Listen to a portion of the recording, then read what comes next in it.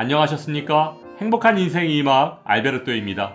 지난 2년간 줄다리기를 이어온 21대 국회의 연금개혁이 결국 불발되었습니다. 그렇다면 연금개혁은 도대체 언제쯤 성공할 수 있을까요?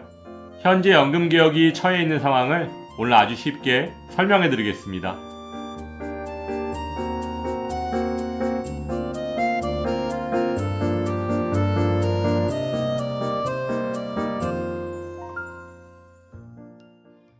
윤석열 정부가 지난 2년간 추진해온 3대 개혁 중 하나인 연금개혁이 21대 국회에서 결국 실패로 끝나고 22대 국회로 넘어가게 되었는데요.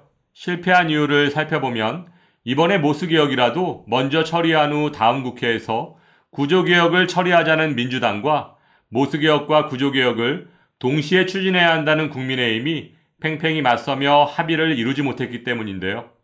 그렇다면 모수개혁과 구조개혁이란 과연 무엇일까요?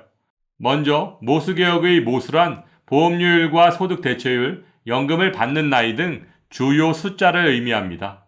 따라서 모수개혁은 이런 숫자를 조정해서 연금 적립기금의 고갈을 늦춰 연금 재정을 안정화하는 대표적인 방식인데요.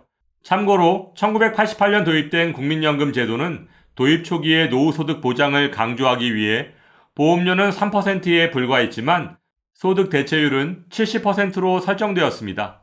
쉽게 말해 국민연금은 아주 적게 내고 엄청나게 많이 받는, 태생적으로 지속 가능하지 않게 설계된 셈인데요. 이후 지난 30여 년간 역대 정부에서는 이런 문제를 해결하고자 보험료율은 9%로 올리고 소득 대체율은 단계적으로 40%까지 낮추는 방안을 추진해온 것입니다.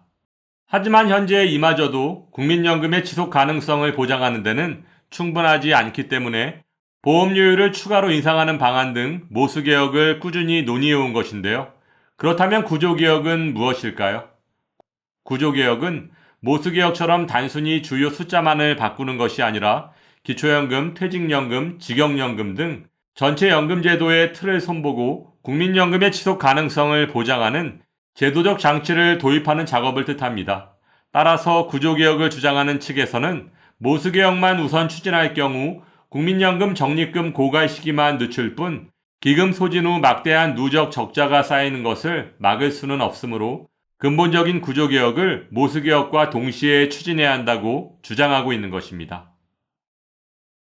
이렇듯 현재 대한민국이 처해 있는 연금개혁 문제는 매우 복잡하고 어려운 문제이지만 그동안 국회연금개혁특별위원회의 진행 과정을 살펴보면 이번 21대 국회의 연금개혁 실패는 이미 예견되어 왔습니다.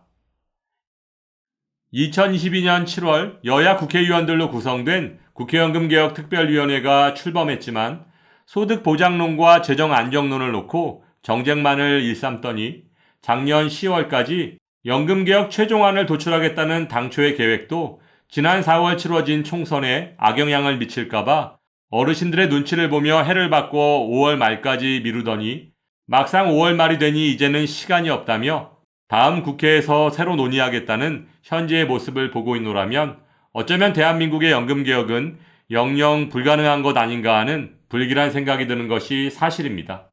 왜냐하면 최근까지 여야가 각각 주장했던 소득 대체율 44%대 45%의 이견을 좁히는 모수개혁의 문제보다 앞으로 펼쳐질 국민연금, 기초연금, 공무원연금, 군인연금, 사학연금, 퇴직연금 등이 매우 복잡하게 얽혀있는 이해관계를 풀어야 하는 구조개혁은 상상할 수 없을 정도로 어려운 문제이기 때문입니다. 그렇다면 언제 끝날지도 모를 연금개혁만을 기다리며 현재의 불합리한 상황을 지켜보아야만 할까요? 현재의 고금리 고물가, 세수 부족 등의 경제 상황을 고려할 때 그렇게 큰 예산이 들어가지 않지만 현재 국민연금 가입자와 기초연금 수급자가 가장 불편해하시는 국민연금 연계감액, 부부감액과 같은 독소조항들부터 순차적으로 해결해 나가는 것이 바람직할 것으로 보여지는데요. 2024년 현재 국민연금 연계감액은 기초연금 수급 대상이 되시더라도 국민연금을 52만 2,200원을 초과해서 받으면 기초연금 33만 4,810원의 최대 50%까지 감액하는 제도인데요. 여기서 기초연금과 국민연금의 차이점을 비교해보면 기초연금이 어려운 노후를 보내는 어르신들을 위한 사회복지 서비스라면 국민연금은 보험 원리에 따라 운영되는 대표적인 사회보험입니다.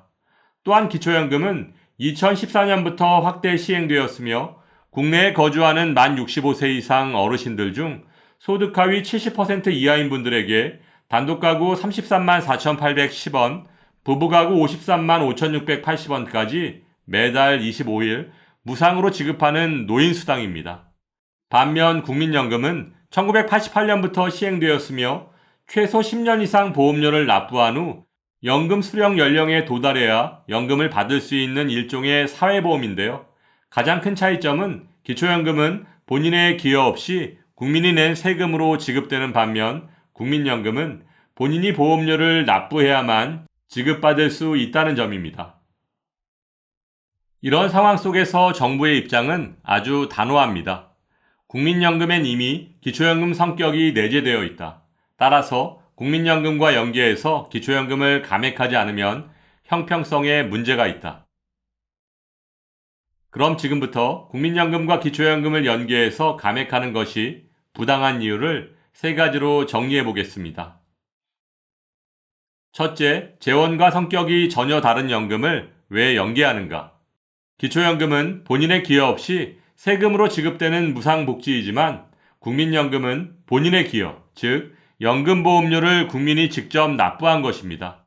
재원의 성격과 재원의 출처가 전혀 다른 것을 상호 연계해서 기초연금을 감액하는 것이 과연 옳은 일일까요? 1988년부터 시행되어 온 국민연금에 2014년부터 확대 운영된 기초연금을 소득 재분배라는 이유로 연계해서 감액하는 것이 과연 옳은 일이냐는 거죠. 둘째, 국민연금 연계 감액은 국민연금 가입자에 대한 기망행위이다. 정부에서는 노후소득 보장을 강화하기 위한 수단이라며 추납, 임의가입 등을 적극 권장하고 홍보해왔고 저 또한 국민연금 수령액을 높이기 위해 아내와 함께 추납을 하고 있습니다. 그런데 추납 신청 과정 중에 국민연금 수령액이 증액되면 기초연금 수급 대상에서 제외될 수 있음을 알려준 적도 없고 특히 국민연금이 일정액 이상이면 기초연금이 최대 50%까지 감액될 수 있다고 얘기해 준 적은 더더욱 없습니다.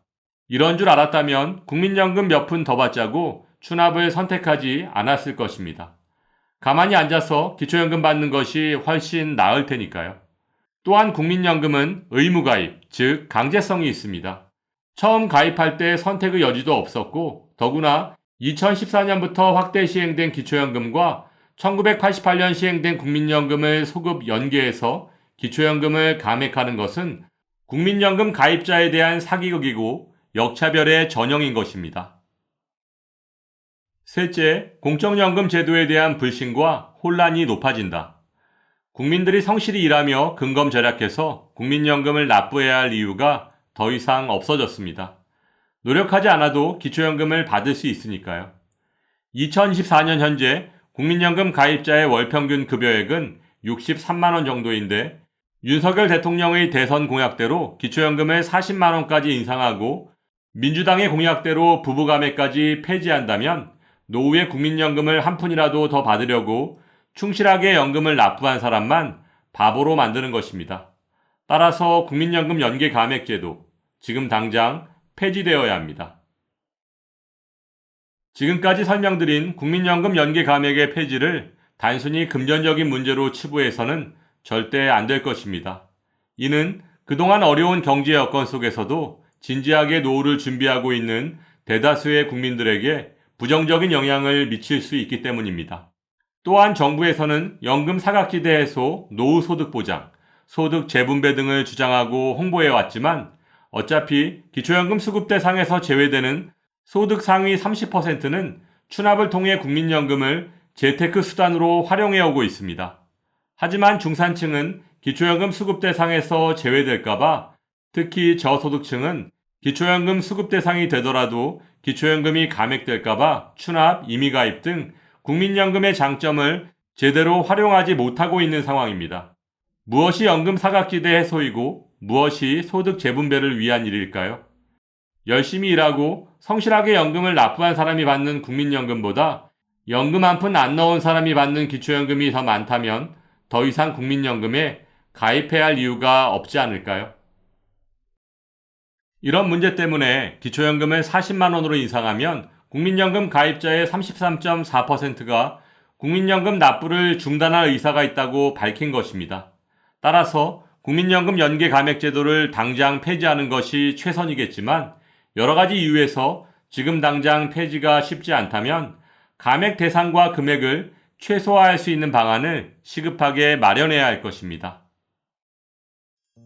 오늘 설명드린 21대 국회에서 실패로 끝난 연금개혁은 22대 국회에서 새로 논의되어야 하겠지만 연금 재정 확보의 문제가 쉽지 않은 상황 속에서 큰 예산 없이도 문제를 해결할 수 있는 국민연금 연계 감액의 폐지는 지금 당장 시행되어야 할 것입니다. 상식이 통하는 세상이 되기를 바라며 오늘도 알베르토가 어르신들의 행복한 인생 2막을 응원하겠습니다. 행복한 하루 되세요. 좋아요, 구독, 그리고 알림과 공유는 좋은 콘텐츠를 만드는 힘이 됩니다.